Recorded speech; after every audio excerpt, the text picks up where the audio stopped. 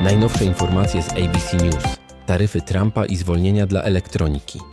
Prezydent Donald Trump zapowiedział w czwartek powrót do wyższych stawek taryfowych, jeśli nie uda mu się osiągnąć porozumienia z partnerami handlowymi podczas 90-dniowej przerwy, którą ogłosił w środę. Mimo przyznania pewnych problemów z wdrożeniem, Trump bronił nałożonych taryf, twierdząc, że ostatecznie będzie to piękna rzecz. Biały Dom podniósł taryfy na wszystkie chińskie eksporty do 25%, co stanowi reakcję na ostatnią rundę retaliacji ze strony Pekinu. To podwyższenie następuje po nałożonych w lutym 20 taryfach związanych z fentanylem, co łącznie daje bezprecedensową stawkę 145% dla produktów z Chin.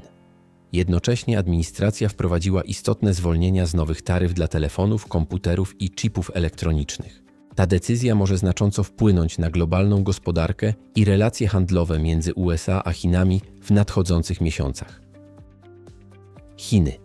Eskalacja napięć handlowych z USA, rozwój sektora technologicznego i ekspansja rynkowa.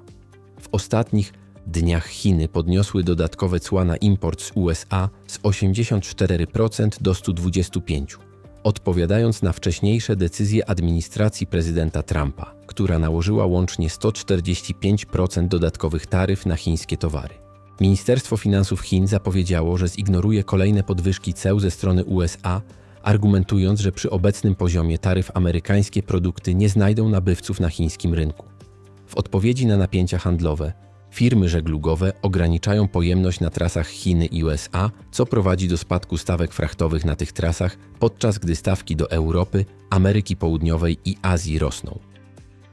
W sektorze technologicznym firma Chaggy Holdings Ltd., znana z produkcji mlecznej herbaty, planuje wejście na giełdę Nasdaq, dążąc do pozyskania do $417 milionów, co ma wspomóc ekspansję zarówno na rynku krajowym, jak i zagranicznym.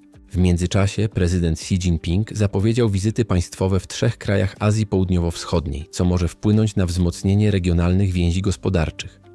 W sektorze motoryzacyjnym Tesla wstrzymała sprzedaż modeli S i X w Chinach, co jest postrzegane jako znaczący cios dla producenta samochodów elektrycznych na jednym z jego kluczowych rynków.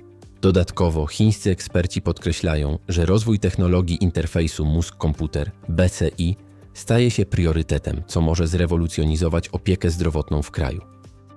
Azja w obliczu napięć handlowych, inicjatyw gospodarczych i wyzwań społecznych. W ostatnich dniach w Azji obserwuje się wzrost napięć handlowych oraz intensyfikację działań dyplomatycznych i społecznych. Prezydent Chin, Xi Jinping, planuje wizytę w Azji Południowo-Wschodniej, co ma na celu wzmocnienie regionalnych więzi w obliczu eskalacji wojny celnej z USA.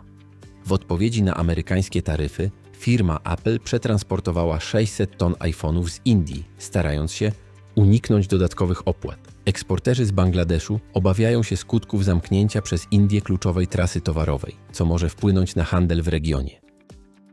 W Japonii koalicja rządząca rozważa wprowadzenie jednorazowych wypłat gotówkowych dla obywateli w odpowiedzi na rosnące ceny i amerykańskie taryfy. Sposób na tańsze zakupy. Coraz więcej Amerykanów odkrywa sposób na tańsze zakupy online bez konieczności opłacania Amazon Prime. Popularność zdobywa darmowe narzędzie do przeglądarki Capital One Shopping, które pomaga znajdować ukryte promocje, kody rabatowe i tańsze oferty w całym internecie. Działa automatycznie i informuje użytkownika, gdy znajdzie ten sam produkt taniej u innego sprzedawcy. W 2024 roku użytkownicy zaoszczędzili dzięki niemu ponad $800 milionów. Instalacja zajmuje tylko chwilę, nie wymaga konta w Capital One i można je w każdej chwili usunąć. Dla wielu klientów to jak posiadanie osobistego zespołu zakupowego na co dzień. Argentyńska gospodarka, inflacja i reformy na czołówkach. W ciągu ostatniej doby głównym tematem w Argentynie pozostaje walka z inflacją.